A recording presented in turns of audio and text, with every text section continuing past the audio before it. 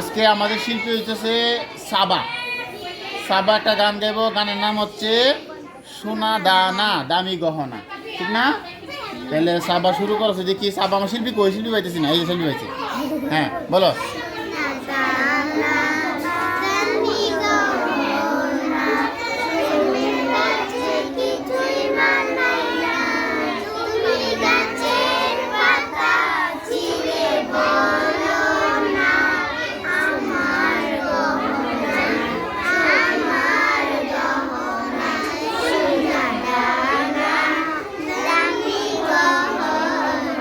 আবার